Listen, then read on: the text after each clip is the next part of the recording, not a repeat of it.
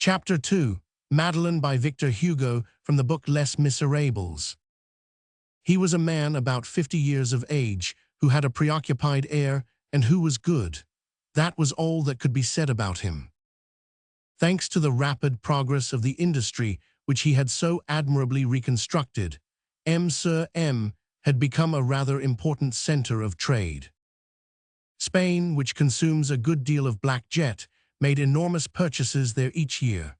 M.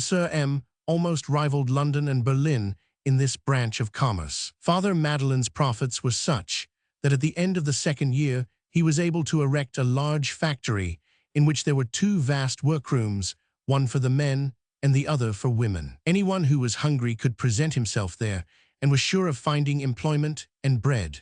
Father Madeleine required of the men goodwill, of the women pure morals, and of all, probity. He had separated the workrooms in order to separate the sexes, and so that the women and girls might remain discreet. On this point he was inflexible.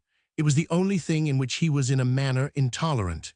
He was all the more firmly set on this severity, since M. being a garrison town, opportunities for corruption abounded.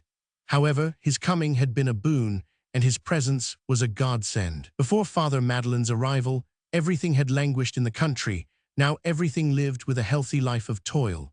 A strong circulation warmed everything and penetrated everywhere.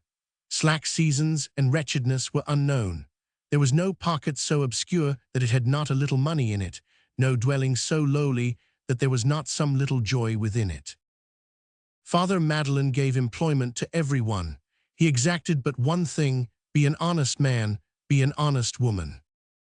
As we have said, in the midst of this activity of which he was the cause and the pivot, Father Madeleine made his fortune. But a singular thing in a simple man of business, it did not seem as though that were his chief care. He appeared to be thinking much of others and little of himself.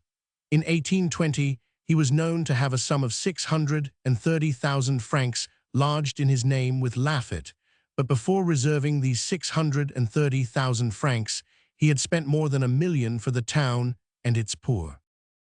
The hospital was badly endowed. He founded 6 beds there. M. is divided into the upper and the lower town. The lower town, in which he lived, had but one school, a miserable hovel which was falling to ruin.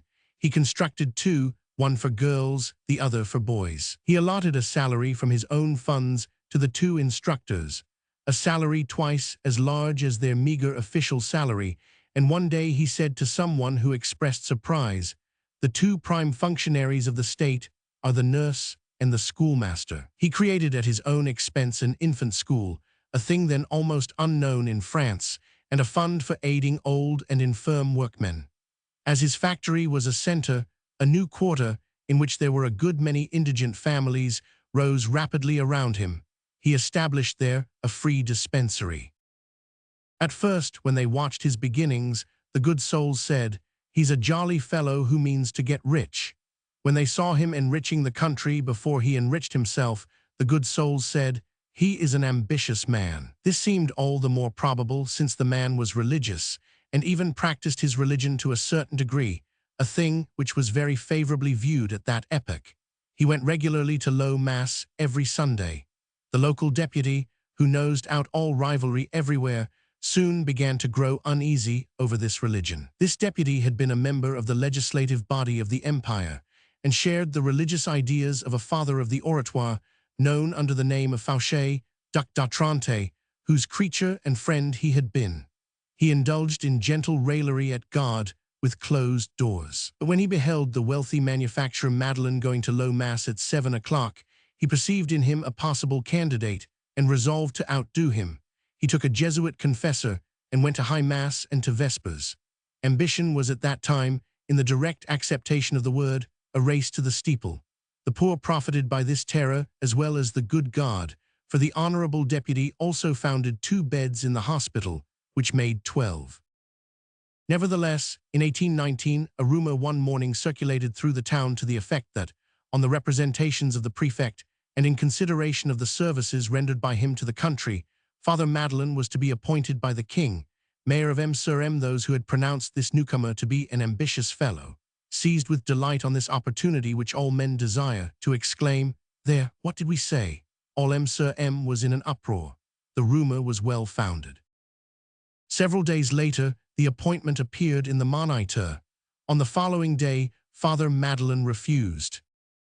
In this same year of 1819, the products of the new process invented by Madeleine figured in the industrial exhibition.